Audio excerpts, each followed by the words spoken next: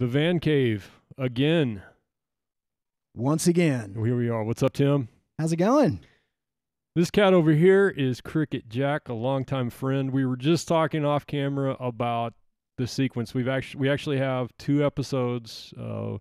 One's crunching down right now, and another one ready to publish. This one is maybe time sensitive, so I should have addressed you as Captain Cricket Jack. I don't have my certification because, yet. well, you got a sailboat, and you've already wrecked it a couple of times. So just like me, that makes you, that means more than a piece of paper to me. We've already had to repair it, just that like makes I have you with liable. That's what that makes That's you. right. So we have an episode, maybe before, maybe after, since we're done with it, of sailing. 2 guys that live in the middle of the desert that own large sailboats. And another really cool one, motorcycles and local destinations. And the reason we're all here is we all ride motorcycles. And we were filming the episode, and we got done.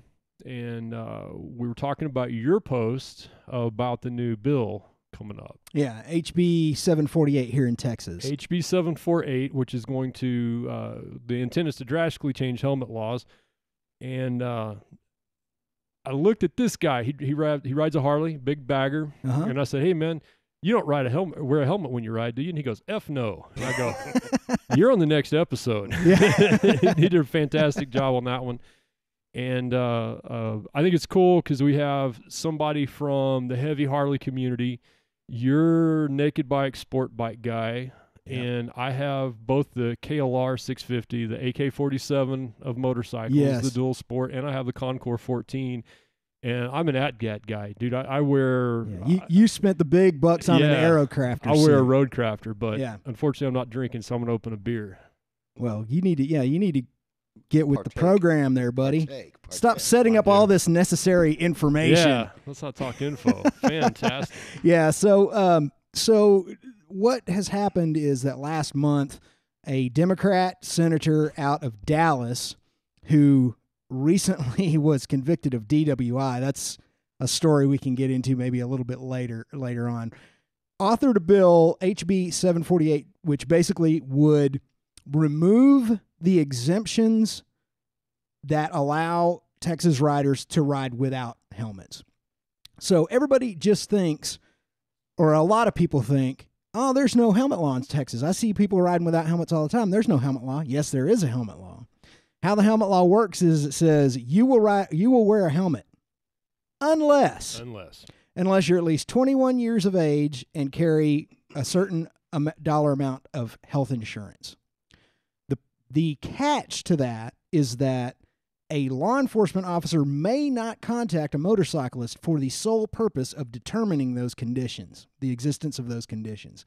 So, in essence, the loophole negates the law. So, for 22 years almost, we basically have not had anything approaching a helmet law in Texas, even though there's a helmet law on the books.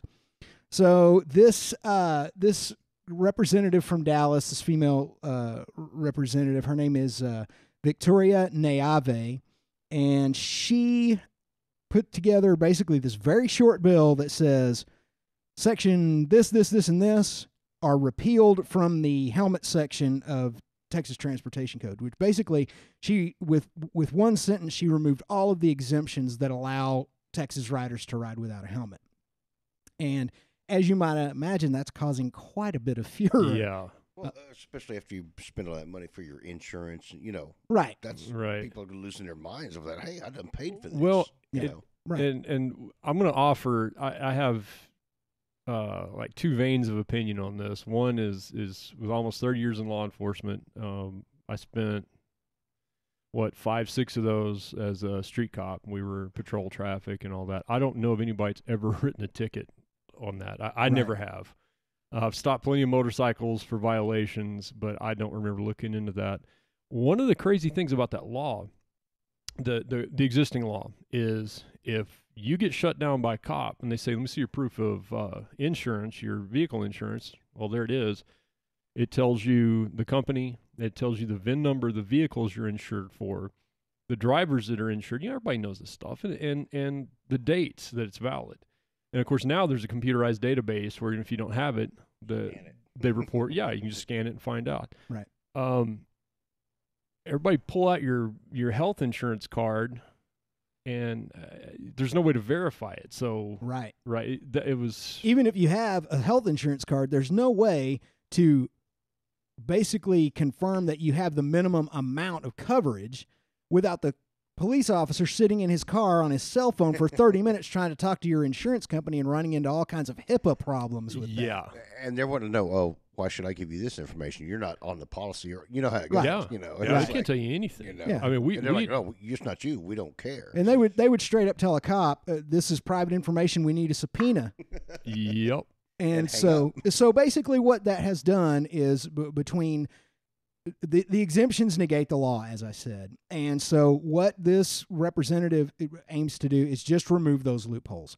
It basically takes away all the language that has all the exceptions for riding without a helmet, and it basically just says, it just leaves the part that says all riders must wear a helmet, blah, blah, blah, specific rules regarding headgear. That's Texas Transportation Code 661.003 if anyone wants to look it up and read it.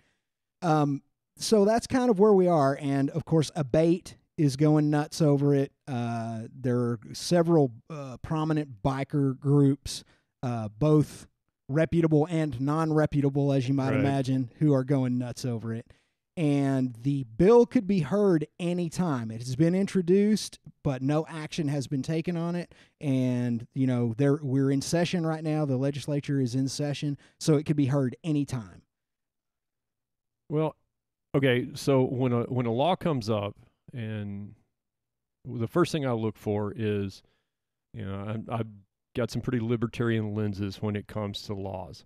Me too. I'm completely in favor of a seatbelt law, and I can explain that because when you're driving your 3,000-pound Bullitt and you're not belted in, you can lose control by hitting a pothole, and by being belted into your car, you may not lose control. There's, you know, keeping the driver in his place and driving and keeping passengers from flying around protects me from the guys not wearing the seatbelt. Okay. Right. I know that's kind of a stretch, but I see it as a public safety thing. Are we all safer with the seatbelt law? And I believe we are. Mm-hmm. You know, that's just me. And I've seen situations where people run off the road that didn't have a seatbelt that may have been able to get back on the road, you know, after getting jacked around inside. But they got thrown into their own passenger seat or whatever. Yeah, they can't hang on. I wrecked a car. Well, it was off road. We were screwing around in a pickup because I drove off in a hole that I didn't see, and when the vehicle, you know, took a list, well, I went into the passenger side and I hit a fence post. I mean, I didn't tear anything up really other than the fence post, but it's just something that happened that had I been wearing a seatbelt, it wouldn't have. And that's kind of the lens I see it through. The motorcycle law, I don't see it that way. Yeah. I see that as your choice. Yeah. The motorcyclist wearing a helmet or not wearing a helmet doesn't endanger anyone else. Except yourself. Right. You know, what really gets me though is, I mean, I have no problem with people trying to make sure that everybody's safe. But my deal is, if I choose to ride without it and I carry the correct amount that doesn't make the state or anybody else pay for my screw up, if I kill myself on my, you know, it's my fault. Yeah. Then I should be good to rock and roll, you know. And Right. that's just kind of the way I look at it. And it may be different, and, you know, it's like the seatbelt thing. My dad got pulled over one time for opening a orange juice. And this is in Stanton. How long ago was this? I was probably in freshman in high school. Right on. So he's like, the cop pulls him over, and he's like, well, sir, you were weaving. And this is early in the morning. He goes, yeah, I'm trying to open my orange juice. Well, have you been drinking? And my dad's like, have you lost your damn mind? You have to know my dad to know this thing, but it was hilarious. I was like going, this guy's screwed up, you know.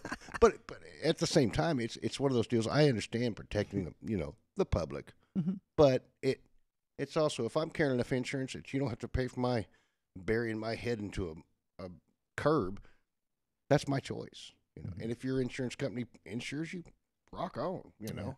Well, and where I went with this in the article that published yesterday about this is simply the fact that Okay, one of the big arguments from people who are supporting this bill is, and I should say that you don't wear a helmet. That's your choice. You're set up to not wear a helmet responsibly, through your insurance and whatever riding practices you engage in. I would presume.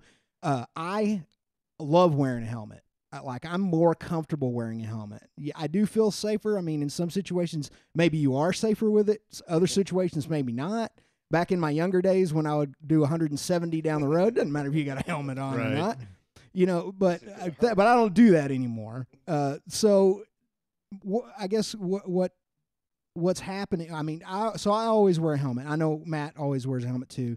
But again, it comes down to choice. Now I do see some of the arguments, but the bigger arguments to me don't hold a lot of water for some of the same reasons Matt was mentioning.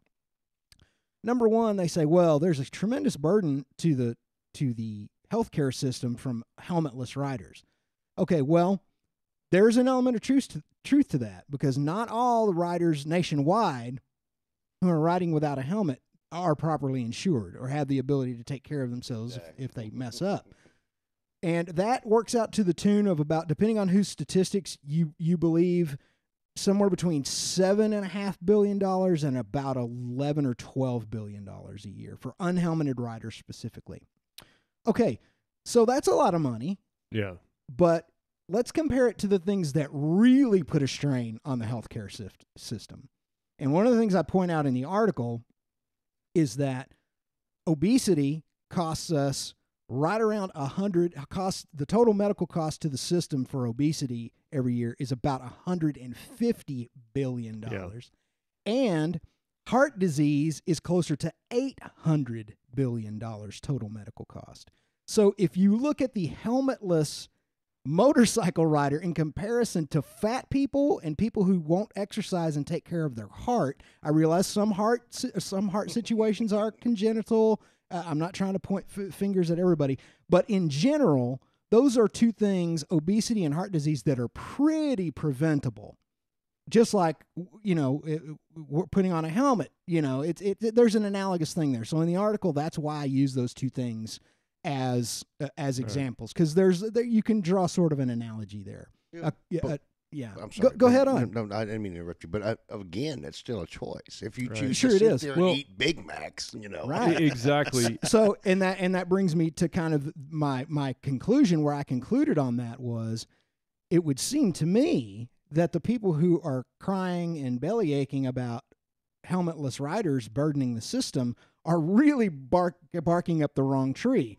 Because no one is calling for McDonald's to be shut down and mandatory weight loss and making fat people illegal and that sort of thing. And my buddy Scott Friday, who owns the Two-Wheeled Texan forums, he had the perfect answer to that. He said the only reason is because there are way more fat voters than helmetless motorcycle voters. Well, that's why. We went through this at work a few years back. They started nicotine testing. Everyone, yeah. So, because the government, our county government, self-insured, administered through Aetna, so it's kind of like any other, from the doctor's end, sort of like any other insurance. But they make us go in and we get tested for metabolites of nicotine. So, the thing is, comparatively, not that many people smoke. Okay, it's not like the 70s anymore, right? And so how many people who smoke get cancer before they retire? And I thought of a few that had smoked way back in the day to then. And but when you look at the people whose decisions based on diet and exercise and all like that are putting a burden on the system, there was no comparison. Right. Because then you got a couple of guys like me who wind up with something as expensive as cancer when you're a non-smoker. And a lifelong athlete who's always taking care of himself. Yeah. I mean, you get into that. And I think you're exactly right that for emotional reasons, we're not getting into the real factor. And I want to touch on what you said. You're talking about choice. And definitely. And again, okay, so first thing I look at, libertarian, is this a good law? Next thing I look at as a cop, like the texting law, how the hell do I enforce that? Yeah. Do you shut the guy down? Is he texting bitches, Yeah. or is he running his nav app or something? You don't know. Well, It's That's tough. it's an unenforceable law. yeah, it's Well, unenforceable. and it's very Yeah. And tough to and any even good look at. libertarian will tell you that one of the worst things a society can do is author a law that cannot be enforced because Right. it demeans the nature of all law. Well, see, the next thing was I thought about our last trip to Junction. Tim and I rode with some friends to hang out with a group of guys. He's done a bunch of videos. I need to name off all your sites too, because he shot a really great video of that. I've seen a couple of them. Yeah, it's a Oh, great thanks. ride. And so we get to the hotel. That time of year seems to be timed with the juniper and cedar bloom. Mm-hmm. The entire gross morning, if you're eating a burger right now, my full face helmet was coated in snot, and it was hot. It was. It was, yeah. And I was wearing a Road Crafter, which, it gets hot and you get sweaty. And we get to the hotel. I snapped all the liners out of my helmet, washed them in the sink, put them out to dry. And we go, hey, we're going to go hang out with these guys a couple blocks down. So I went with no gear. Mm-hmm. And I mean, 7-8 blocks, that's a calculated risk that I chose to take. That would be illegal now. Exactly. And, local cop could pull me over and write me a potentially very expensive ticket. And, I'm not cool with that. Well, no, So, but again, like I said, it's what gets me is if you're covered by your insurance and take it how you want to, whatever. It's if you're covered, there really shouldn't be a whole lot of issue, in my opinion, Mm-hmm. about somebody saying, okay, even if you get killed or whatever, you're covered. What's it do to our people as far Right. as Yeah. And we can actually take that to the next level. We can say that, okay, so we know via NHTSA and NTSB data that helmetless riders die a lot more often than ones with a Yeah. helmet. And we know Well, no doubt. we do know that by reliable data they do represent the majority of the cost. But there's also another argument that says, well, you're more likely just to die. right. Period. And so you would actually be less of a burden in some cases on the system. The data doesn't really support that, but there's at least a somewhat plausible argument to be made there that's like, hey, if I'm completely insured and all my ducks are in a row to ride without a helmet, chances are anyway, if I come off the bike without a helmet, I'll probably be the most likely one to die, and there won't be any burden to the medical system. Yeah. So it's just kind of one of those deals where the intent of the law is good, but we know where good intentions lead sometimes, and it's 90% of the time. Yeah. And I should also point out that from everything I've been able to find from the representative who authored this, she's not concerned with the total medical cost of riding without a helmet. She's not concerned with the system at all, the healthcare system. To her, she's one of these people on the left. I mean, you have them on the right sometimes too, but she's one of those people that's like, if it saves one life, it's worth it. And I'm like, no, it's not. Well, we in the United States have come up with a number for what a human life is worth, and implementing this law will be more expensive than one life. Well, and that in itself is way crazy because of what is life worth? Yeah, I mean, if right. we really go down It's to the strange that we natural- have monetized it. Yeah. life. Yeah, but if we're going strictly by how she is framing her argument, then no, it's not worth it. If you're talking about worth, if you're talking about monetary worth, I mean, are you talking about this esoteric philosophical worth? I mean, because if you're talking about the philosophical worth of human life and saving lives with helmets, well, wouldn't it make a lot more sense just to outlaw motorcycles altogether? yeah. Yeah, And- exactly. And there you go. Well, there's no more horses. There's no, Yeah. We all just sit in our house and play video games that don't excite us too much, so we don't have heart attacks. Oh my Everything God. but Volvos are illegal, right? Hey, Yeah. So funny. my question is, when I see a law like this, and this reminds me back 10 years or so ago to the Mallory's Law thing, I see an emotional trigger to all of this. There's something that's happened, somebody that was killed without a helmet that has brought all this to bear. Do you know anything about how this has happened in this case? Has something has there been an emotional trigger that started all this? Yes. And in the case of Mallory's Law, there wasn't. For those of you who don't know, there is a law on the books called Mallory's Law, and it is thankfully a very diluted version of it, what they originally wanted from it. Right. Basically what happened was, and all due respect to the family and for their loss, but they basically just wanted a law named after their daughter who was unfortunately killed in a motorcycle accident. She hopped on the back of a motorcycle with an idiot who proceeded to go very, very fast on a sport bike. Neither one of them had any gear on. The wind got a hold of her, if memory serves me correctly. She came off the bike, and she was unfortunately killed. And they demanded that a law be passed in Texas that required a specific type of grab or I don't know what you would call it, grab rail system or passenger pillion restraint system.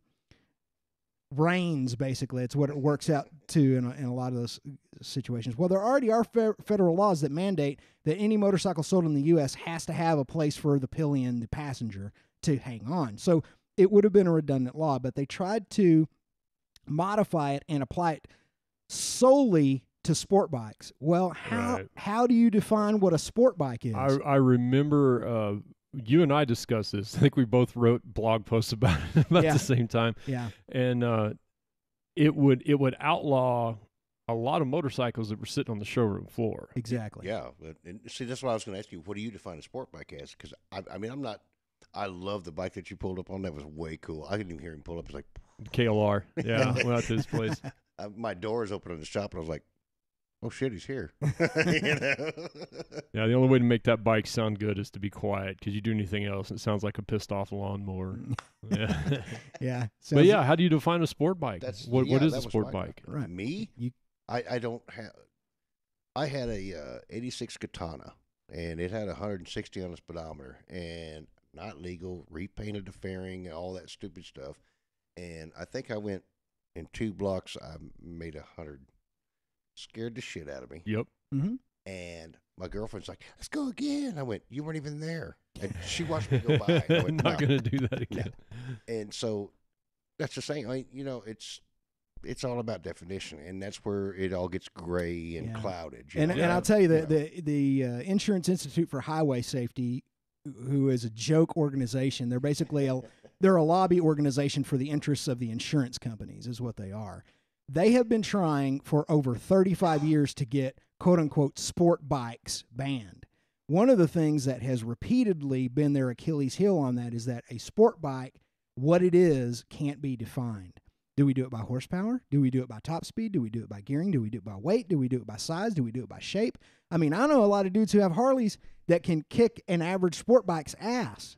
You know, speed-wise. Not on the average. But they exist. They're out there. They do. They do. But I mean, there are some really hot rod Harleys out there. And so what would we be trading? You know, we'd be trading, it'd be tit for tat at best. Just definitions. Yeah. I mean. It's exactly right. So anyway, with regard to Mallory's Law, they ended up rewording it to basically mirror little more than the federal statutes that the Texas Transportation Code is already bound to anyway. And and they put it on the books ceremonially, just as Now we have you influential family. We now have a law named after your daughter, and it kind of went away. How much flack did you get over that? I've heard a few stories. I got a lot of flack because I got interviewed, and I had part of one of my articles republished in a newspaper. I think it was a newspaper, or it may have just been the web version of a newspaper. Anyway, so I got calls from all kinds of people, motorcycle rights organizations, some of which I liked, some which I didn't like, trying to get me to be a spokesperson for what they were trying to do along the lines. I got 2 calls from the family, one from a female who I don't remember, who was very upset with me. I got another call from a male who said, hey, sorry about that call you just received from my whoever it was. I don't know if it was wife or sister or cousin or whoever. And he told me, I actually support what you're saying in this, but my family is so emotional right now that they're not going to rest until they get this law. You know, and this is the thing. This is why this is the most political thing we've discussed here. And the reason I stay away from it, I want to keep this tight. a friend of mine in California. We're strictly Facebook friends. We met through a cancer survivor support group, and he's quite liberal. He's an artist, you know, he like goes to Burning Man and all that. Super cool guy, great sense of humor. And I have posted on his comments about the wall, the border wall, because I've worked on it. I've quite literally by land, sea, and air have protected the border in some way. You know, I was in the Coast Guard, and they'll use law enforcement on the border, and so we'll have these discussions about it. And I'll understand his position, and I'll say, yeah, but here's the tactical, here's the, you know, here's how it really works, and here's what, and a lot of people get upset when I say there are places a wall is going to do zero good. You have to change a lot of other things before. Yeah. You can't build a wall high enough for drug money. And I say stuff like that. You know, you can't build a wall high enough that drug money can't like build a ladder to get over. Yeah. And we have these civil, intelligent discussions punctuated by ranting, pissed off, emotional. Donald Trump's just building it because his penis is small, and he's an arrogant prick, and screw the liberals, and blah blah blah. And I mean, it's just it's like three dudes having a discussion, and your 4-year-old coming up screaming because they've got, you know, a booger in their nose. It's or exactly something. what it's like. And you're like, Daddy. So blah blah, intelligent. Would you get the hell out of here? Nobody wants to talk to you right now. FO. Yeah. Well, that's the thing that gets me about that is that that's why I don't argue on Facebook anymore, is because you and I could be having an argument about something we disagreed on, some sort of a civil discourse, because we both tend to be pretty reasonable. I mean, I've gotten hot a couple of times in internet arguments. It's one of the reasons why I stopped doing it. Yeah. But I realized how stupid it was. The point is that some random person neither one of us knows comes in and starts chiming in like, MFer, you're not invited to this conversation. Like if we were having a conversation on the street and you walked up and got in my face with this, I'd punch your lights out. Yeah. I'm little, but I know how to fight, dude. What do they call them? Trolls or something? Trolls. Yeah. There you go. Take it. It's interesting. One of the reasons I wanted all of us here is we represent different angles of the motorcycle culture. Yeah, we do. And we'll be out on the road. As an example, I don't know if you saw the video. We were in Junction, and we stopped. We were at Three Sisters, which is a famous, beautiful chunk of set of roads in hill country of Texas. And we were riding, and we stopped. It was you, me, and Cliff. And was it Slingshot? It was some kind of slingshot. Polaris Slingshot owners club. club. This is the one where you sat there for like 30 minutes, and these guys kept going by. They He goes, said, look, dude, and look down the road. Yeah, how many slingshots over the horizon? Yeah, how many do you think there are? And we go, They never probably end. all of them, I think. Everybody that bought one is here. Yeah, that's right. In fact, I think they're still building the ones at the end. There's a factory down here. And so immediately we did what people do in groups is we started running our mouths about them because, you know, here's three douchebags on you know, Jap bikes and we start. Cliff is going into the physics on them, and we're just dicking around. He had to shut the comments off on that video. Actually, what I did was I didn't shut them off, but I set them to approval. Yeah, but it was getting, you know, people got kind of emotional about it. Slingshot people found that video. I don't know how, because I was very careful when I prepped that video, tagging it and titling it, to put nothing about slingshots in any of the tags, because I don't want to attract those people. We're just standing on the road being three dicks like we always do. We don't mean anything bad. We're just making fun of your stupid little weird vehicle you drive. Noticed. Yeah. And they damned if they didn't find it, man. So I just set all the comments on that to approval. And every time I get one from, oh, the only problem that day was all the sport bikes in our way. We couldn't get around them because we're so fast. And that's when you go, there was three. And that's when I go. There was three, okay? Yeah. That's when I go, delete comment, block commenter. Yeah. You're done. When was the last time I saw a slingshot in my rear view? Huh. On a bike, that would be never. Yeah. I mean, that would be every time you pass by one, but you don't see them very often. That's why that was the main thing. We're getting way off on a tangent, but that's what we were so surprised about is where did all these damn things come from? Well, my point on that is honestly, I wanted to get into the funny stories about it, but inside the motorcycle culture, I think the helmet thing is something we all agree on. Yes, I really do. for the most part. The way I look at it, we go riding. You wear your helmet all the time. I wear mine 99% of the time, and he wears it 0% of the time. It only again, affects the individual's decision. Well, and that's the thing; it's a decision again. But and there's certain times, like in town, I can see slow speeds that would actually benefit you. On the highway, you're effed. I don't care, if you're, and I've seen it, and you have too. Yeah, I understand But what you're that's saying. the whole I thing. get I it. mean, once you're over a certain speed, I built towers for 7 years. They tell you anything over 60 feet, right? Doesn't matter. You're done. Yeah. And the same thing. I mean, I feel the same way about that. But again, it's still choice, and I'm not going to diss anybody for does that or, just stay off my toes at the same time. Right. Right.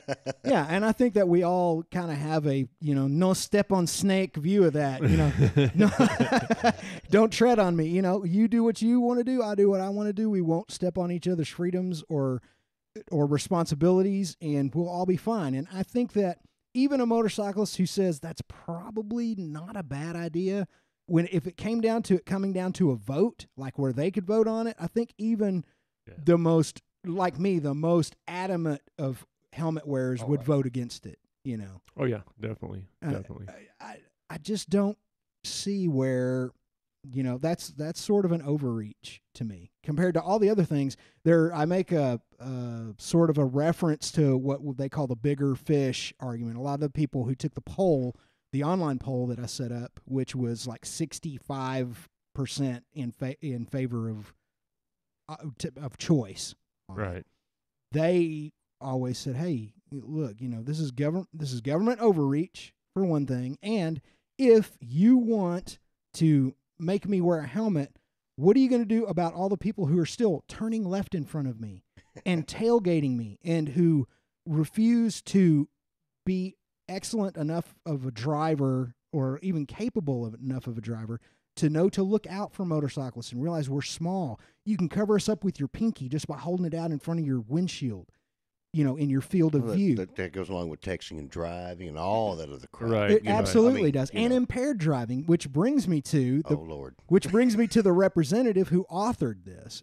Now, yeah, you said that earlier. I didn't mention this in the article because I didn't want to be perceived as setting up a straw man. I felt like the information I presented stood on its own, that it was solid and that it was fair. I don't need to bring a straw man into the argument, but because but she was convicted in 2017 of drunk driving, and actually the dash cam video of her arrest was pretty hilarious, where she's trying to tell the cops how much she loves them, that she's an attorney. Oh yeah, I saw that one. And yeah. she's I looking. remember seeing that. She's the one who authored this bill. Wow, that's amazing. So here we have, and again, I didn't put this in the article because the article stands on its own. I don't need to do anything that might be perceived as me saying she was convicted of drunk driving, therefore she's incapable of authoring legislation. It didn't need to be in there. But you don't have to. Exactly. It's hilarious to me that this is a woman who's preaching to all of us about safety. I think you lose your card on being a safety crat after you have been convicted of drunk driving. She could have killed a motorcyclist. Again, that's right. Who probably would have died, helmet or not. With or without a helmet, yeah. Thank you very much. Yeah. That tells me, again, I try not to mind read. I really do, and it's hard not to. But when you see a law like that, number one, what's the logic to it? I don't see any. I don't see anything right that it would patch. Texting and driving, I understand that. Okay, I get it. You're I not just looking, don't know how to write a law that's enforceable. True it's just enough. something that's kind of scary. True I get that. Then I go, if I was authoring that law, you have to stop and think, who's going to be in favor of this? And it's not going to be anybody that knows a damn thing about motorcycles, motorcycle culture, riding motorcycles. Yeah, well, you're right. And we can extrapolate that statement because most of the laws that are written by, about, and for motorcycles are written by non-motorcyclists. They don't know Blammo. what the hell. They don't know anything about motorcycling. I'm a truck driver by trade, and that's the same thing for truck drivers. Yep. People that, you can't drive 14 hours a day. You're right. You shouldn't, because people get tired. But that's the same. These are people that don't even know what a freaking big truck looks like. Yeah. Yeah. Same thing. And, and on the federal level, they won't allow a truck driver to do it, but they'll let an airline pilot do it. Yep. That's crazy, man. With alcohol. With a certain amount of allowable alcohol. That is correct. Well, there is that And saying. that's scary. What do you use to separate two alcoholics from three whores? The cockpit door. Oh, I love that. And on that note, Yeah. that was But pretty cool. and we'll use aviation as an example. Tim and I are both pilots, and if you fly, you accept some risk. You accept the whole gravity thing. If you fly, It's the law. yeah, if you right, It's one of the natural laws. yeah, you It has to be accept. disputed. Yeah, if you fly hang gliders, I've flown sailplanes, the powered parachute guys. You are accepting risk. Yeah. You're calculating it, but you're accepting Right. the result of it. There are lots of analogies to me between flying and riding a bike. For one thing, there's so many things that are counterintuitive about both.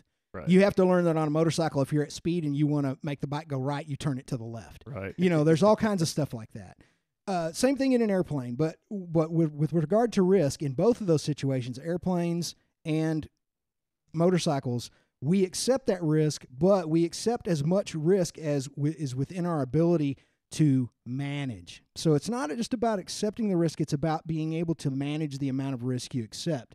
And that's just a huge part of it. Should be a huge part of everyone's life whenever they approach something like that. And if, I guess what I'm driving at is that if the people who were authoring these laws understood that on more of a gut level or a sort of a spiritual level, that Zen level that we as motorcyclists Right. Or had an idea. or had any, Yeah. or even had the most basic idea. But if they really had sort of a gut level understanding of it, or an intuitive understanding of some of those dynamics, I think a lot of the laws that govern motorcycling and motorcyclists would probably be better laws. Well, true enough. We would definitely be able to lane split and lane filter everywhere, because Yeah. any motorcyclist who's done it, and I ride in California every single summer, and I feel so much less safe when I get back to Texas and I can't lane split anymore.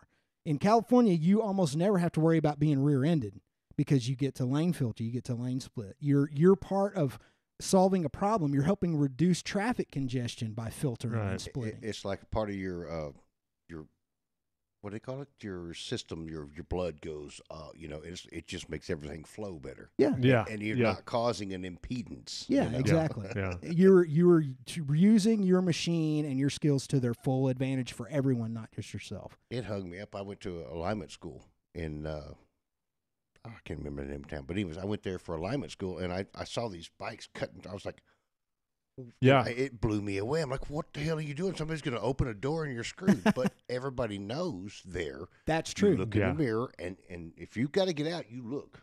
I've got a video on my YouTube channel from about, I guess it's over 4 years ago now, of riding on the 405 into Los Angeles. And Right on. we're in the HOV lane, and three of us are splitting.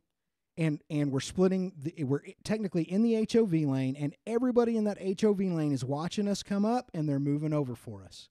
That's awesome. They want you to go by. They want you. Number one, they don't want you right next to them because motorcycles tend to be loud by and large. Right. But also, they want to help you get by them because they know that that's better for everybody. If we get as many people by here and create as much space as we can. People in Los Angeles get a reputation for being terrible drivers, but actually, if your average driver who has to be on the 10 or the 405 or something like that every day, and they pay attention, those people are good drivers. Well, they're professional drivers. In a way, do it they are every day. Yeah, that's a good way to Yeah. look at it. So it's one of those things where we're once again, the motorcycling community in Texas is fighting with a legislator who knows nothing about motorcycles, but we have an ace in the hole. And to Abate's credit, and I got a lot of criticisms about Abate. I mean, I'm not totally criticizing them. I mean, I'm not completely against them or anything like that. Don't misunderstand. But one of the things, to their credit, they did, and I've got the story right here, is that they met with another Democratic senator in, well, she's a representative. He's a senator, and I'm looking for his name. He's a Democrat. He's, I can remember his district, but it's not his name. He's in District 41. He is a Democrat, but he also is a very avid motorcyclist, and he said, don't worry, guys. Today, we're not Republicans and Democrats. We're all just motorcyclists, and I'm fighting for you on this. That's cool. That So- is all right. And Yeah. boy, that doesn't always happen. You don't always have a motorcyclist at the legislative level in your corner. Yep. So hopefully, if this gets read and it doesn't immediately get sent to committee, which it will effectively kill it, he will be there to say, "Hey, this is a bad idea, and here's why," before any kind of a vote is taken on it. So we'll see. That's fantastic. And you both probably know our vice president. He rides a Harley. Yeah. too. Oh, yeah. First time I saw it, I went, dude. That's cool. Yes. Roll. He is one of us. And it wouldn't matter whether it was a as long as it's got two wheels and a motor, exactly, that's wind the in your thing. hair, baby. So- Exactly. Having spent my entire career in government at different levels, I'll tell you this: there is a tendency in government leadership with the most well-intended, good people to lean toward what people call the nanny state, right? It's like we're Mhm. responsible for everything, and even things we don't tend to understand. So what I'm saying is, the government, we suck at taking care of you.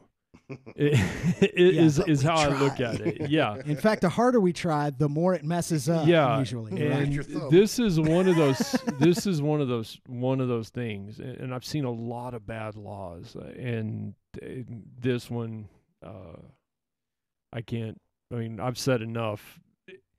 It's while it is enforceable and all that, I just can't see where anybody would think it's a fantastic idea. Not all the way around. Yeah, Mm, I you know. just that's me. Americans in general, and I had there was a guy. When the article published, my good friend in Tampa, Josh Laurenti, who goes by Shade Tree Surgeon on social media, he has very, very popular YouTube channel and Instagram. He's a big motorcyclist and motorcycle advocate. He shared that, and one of his commenters said, "I'm from New Zealand, and quite frankly, we just don't understand how you guys don't have a mandatory helmet law. It's nonsense." I didn't respond. But what I felt like saying was this: sir, you live quite literally in a very different world than Americans do. Number one, your country would probably fit 3 times inside of just Texas. Your population is probably, I mean, how many people are in New Zealand? It's got to be less than 10 million. So their population is less than a third of just Texas, much less the rest of the United States. Well, and unless you're there, They have you probably shouldn't have any opinion. well, yeah, exactly. I mean, but the guy is entitled to his opinion, and But he, you know what I mean. yeah, I absolutely do. But my whole, if we all were the same exact culture, if everybody in America all rode motorcycles and we were all libertarian minded, well, then, yeah, we could have all kinds of sweeping centralized laws because we'd all agree on them. But when you got over 300 million people that are living in 50 different states that are technically supposed to be 50 independent nations that are just united through a military and some infrastructure, it's not going to work the way it would work for a New Zealand with a universal healthcare system and cultural agreement on this thing or that thing and the other thing. One of the reasons we still exist and we're still a great country is that we figured out, wait, man, we're all really culturally different from each other. Let's design this in a way that everybody can be as free as possible and we're not treading on each other. And granted, that may be going away depending on whose opinion you're listening to right now. But I think that the grand design of what we have works for who we are. And if we tried to take a New Zealand model or even an Australian model, Australia is as big as the entire contiguous United States, but they have less people than Texas, the entire country. Yeah. Their model wouldn't work for us either. And so I understand that guy looking at us going, man, that's weird. But fuck you, we're America, man. Did I mention? Yeah. We can't be compared, and We and I can't hear be that all the compared to time. anybody. I hear that all the time in criminal law, and especially with the border thing, and and all. There is no comparison. We can't be compared to England. We can't be compared to Scandinavia. We Right. can't be compared to Australia, New Zealand. We are a completely different creature. And when I could cross my patrol district and cross 3 or 4 vastly different cultural experiences, that doesn't always happen. What do you got? Maoris yeah. and white people in New Zealand, and white Mhm. people and Aboriginals in Australia, and like 9% or something else. Yeah. Yeah. I don't want to hear your bullshit Yeah. about any other. That's any one other thing country. about, like, especially social justice warriors who want to vastly rework. They want to get rid of the Constitution, and they want to say we need to do this exactly like Sweden does. Well, Sweden is decentralizing everything and privatizing everything now, for one thing. But another thing is, in New Zealand, everybody's the same. Yeah. Culturally, everybody looks the same. I'm not making any kind of a racial statement here, but everybody looks the same. Everybody thinks the same. They have a unified culture, and we don't have that here. And it's weird to me. Only reason I bring up race is because all these social justice warriors will say we need to do it like Sweden, and I'm like, this country's full of racists and it's full of corporations. We need to do it like Sweden or Norway, and I'm like, you're pointing to a country that's 96 to 98% white and saying they do it better, but you're calling everybody else a racist. Yeah. It doesn't make any sense. Yeah, I can tell you from the law enforcement angle, it is a different planet. Mhm. When they talk about, cops shooting people more in the United States or whatever, you want to see cops killing people, you go to Brazil. They don't play. Golly. Dude, cops have killed more people than cancer in Yeah. Brazil. Look at the motorcycle chase videos. But the motorcycle chase Exactly. videos, Oh. yeah, totally different culture, and Yeah. and that aligns with our motorcycle discussion in that motorcycles in the United States, we are a culture, and we're not necessarily a unified culture, but we damn sure are on this issue. Well, And but I don't think anybody's really sampled us in Yeah. terms of this law. And the funny thing about, well, like you say, it being a culture, it doesn't matter whether you're at a Honda or you're at a Yamaha or whatever it is. 90% of the people that I've ever been around, when I first started riding, the deal was, hey, do you ride? Mhm. Yeah, what do you ride? Well, back in the day, it was an 84 Night or Shadow, Honda Shadow. Mhm. And it's 600. It's like, meh. I mean, you're burning up, Yeah. I need another gear. Yeah, you do. Let's Yeah. stop and get fuel. I mean, that's the way it was. But if you talk to most people that really truly enjoy the sport of riding a bike, and it's a decompression thing for me. Oh, yeah. I get out there and I'm like, Oh, yeah. there's no iPods or and I know people that ride, listen to music and all that. I'm just like, I want to hear my bike Me too. and not the Yeah. old lady. And just I want to hear the wind. I want to hear the bike. I want to hear wanna- that, honey. And I want to get my soul back to peace, Yeah. Me and the man upstairs worked out a lot of stuff with me on the back of that bike. Oh, bro, yeah, man. you know it. Yeah. Yeah, But there's, that's the thing. there's it's definitely Zen. whenever you do that, that's the culture. I think that as a motorcycle culture, and yeah, there are people that, if you don't ride a Harley, you're not, or if you don't ride. Shut up! I don't want to hear all that crap. Yeah. If you're ready to get in the wind, shut up and get on That's and right. be quiet. Let's you go. know? Yeah, that's Fire why it up. we've always been like that. The only thing we require for you to ride us is it's actually a 3-legged stool. You have to not be a douche, and Or not too much. Like And no not more too than much. the No rest more of than us. us. A little's good. yeah, we're like at the So, but the other thing is, you can obviously didn't know how to ride pretty safely, so that we're not worried with you in the group. But the other thing is, you just got to ride. It doesn't matter what you ride, Yeah. and we've always been like that. And don't bitch about it while you're doing it. Yeah, Well, everybody rides. And everybody rides for a different reason. I was some friends of mine. They're all in the Blue Knights. They all ride Harleys, and so they get on their motorcycle to go get to with a group of people. I get on my motorcycle to get away from the group of people. That's Oh, you're how there? I do I'm it. going over here. Yeah. I mean, that's how I do it. My best rides, or many of my better rides, have just been alone. Just me, and I'll It's just decompression. And Yeah. You're like, disappear for a you know. couple of days. It's fantastic. And I'm like Tim. I wear a helmet because I'm tall and I don't fit into the slipstream on anything. So I choose a quiet helmet. It keeps the the sound, the wind, the alertness, and it reduces the fatigue all the time. But I have a buddy who is all in favor of helmets. He wishes he could wear one. If anything touches his head for more than 5 minutes, he gets a migraine. Mm-hmm.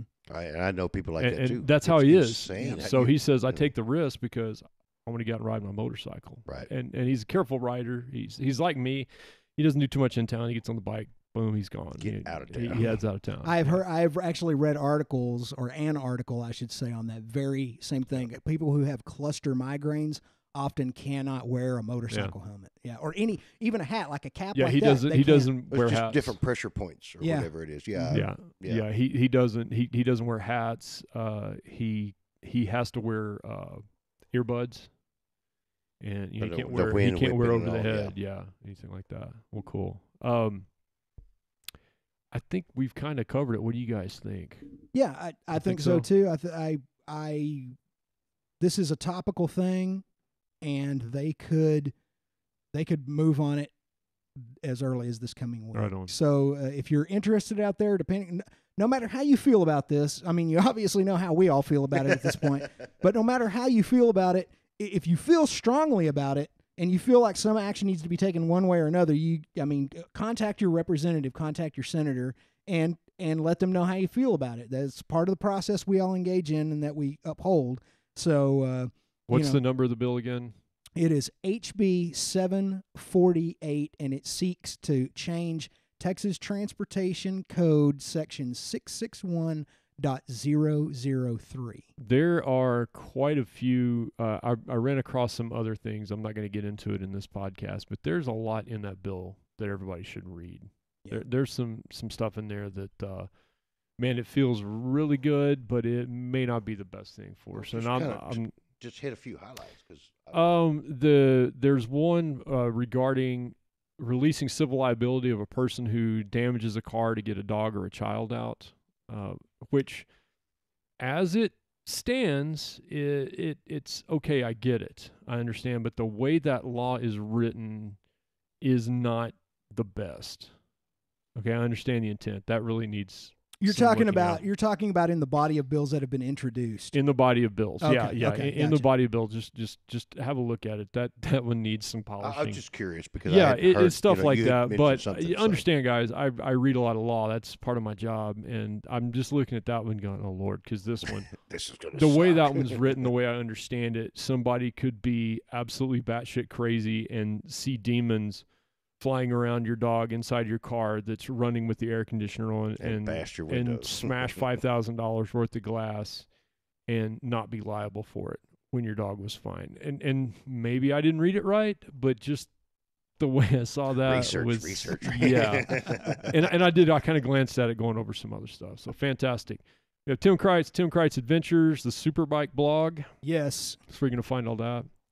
And we have Captain Cricket Jack. I nailed it Yes. that Waiting time. on certification. We Waiting on got the captain certification. of Matt, and this is the Van Cave. Thanks for joining us. I have no idea where this is going to come out in the grand scheme of episodes. Like I said, we're kind of backlogged and crossed up, and I'm going to be out of town for a couple of days. We'll get it squared away. Cheers, Cheers, boys. gentlemen. Jim- Thank you.